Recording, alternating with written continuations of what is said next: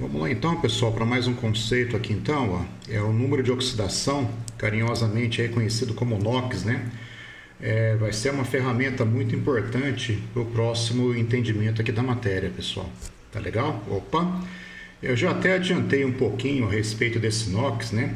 Nos vídeos anteriores, pessoal, vocês perceberam que eu coloquei, deixa eu pôr no cantinho aqui, ó. Eu trabalhei com íons, né? Então eu colocava assim, ó, para o caso do sódio e para o caso do cloro. Tá certo? Então eu colocava mais e aqui menos. Tudo bem?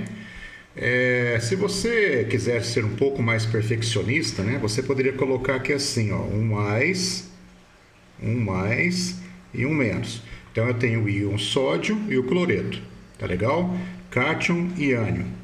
Pessoal, então isso que está aqui em cima, ó, é a carga elétrica. Então qual que é a carga elétrica do sódio? Um mais ou mais. Qual que é a carga elétrica do cloreto? Um menos ou simplesmente menos, tá bom? Então, aonde é que entra essa ideia de número de oxidação, carinhosamente conhecido como NOx? Então, número de oxidação, pessoal, é a carga elétrica associada a cada elemento químico, de preferência aonde ele se localiza, que no caso aqui é na substância química. Ou então você poderia até pensar na fórmula, né? Por exemplo, se você tiver aqui NaCl, que é o cloreto de sódio, tá legal? O famoso sal de cozinha, tá certo? Então, nós temos o quê? Nós temos aqui um composto iônico, é um assunto que eu vou discutir com vocês daqui a pouquinho, tá legal? Então, qual que seria a carga do sódio e a carga do cloro dentro do cloreto de sódio? Então, do sódio seria o quê? Seria um mais e do cloreto um menos, tá bom? E qual que seria o número de oxidação? Pessoal, é um ente matemático, né? Número, o sinal sempre vem à esquerda. Então, se a carga é mais um, qual que seria o NOx do sódio? Então, o NOx do sódio, tá certo? Vai ser o quê? Vai ser mais um. Eu não sei se eu falei coisa errada aqui. Então, a carga é um mais. Qual que vai ser o número de oxidação? Mais um. Número sempre à esquerda, ó. E no caso aqui do cloro, ou do cloreto, né? Qual que vai ser o NOx dele? O NOx dele, a carga eu sei que é um menos. Então, qual que é o número de oxidação? Vai ser menos um. Tá bom? Então, o número de oxidação ele está associado diretamente à carga elétrica do elemento químico. Tá certo? Só tem esse detalhinho aqui que quando gera muita confusão, é muito comum você chamar a carga do sódio de mais um, quando certo seria um mais, né? Mas isso não é um erro tão prejudicial assim. Tá legal? Apenas conceitualmente está errado. Tá bom? Então, NOx é a carga elétrica associada a cada elemento químico dentro da substância. Tá bom? Quando o composto é iônico, é muito tranquilo, pessoal. Agora, quando o composto é molecular, aí gera um pouquinho mais de complicação, mas é fácil de entender também, tá bom? Permanecendo ainda em compostos iônicos, antes de entrar em compostos moleculares, né?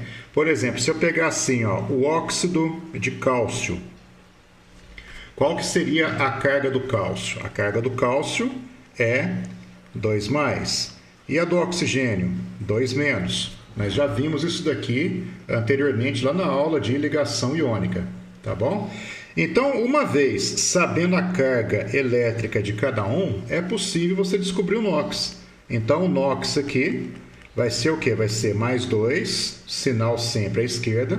Tem que colocar o sinal. Se você colocar o número puro apenas, eu não vou saber se é mais ou se é menos, não dá para saber, a não ser que você tiver a molécula, né? Mas mesmo assim, se está errado, tem que colocar o sinal. E qual que é a carga aqui do íon óxido? Então, a carga do íon óxido, o oxigênio, é 2-. Então, o NOx vai ser o quê? Vai ser -2. Tudo bem? Pessoal, na tabela periódica, pelo menos nessas duas famílias que estão aqui, ó, a família dos elementos alcalinos e dos alcalinos terrosos, tá certo? A carga elétrica desses elementos que estão aqui, ó, cada um na sua família, ela é dada pelo número da família. Então, essa daqui, por exemplo, a família dos alcalinos, tá certo? Então, qual que é o número dessa família na tabela periódica? O número do grupo aqui, né? É mais um. desculpa, é um grupo 1A, na verdade.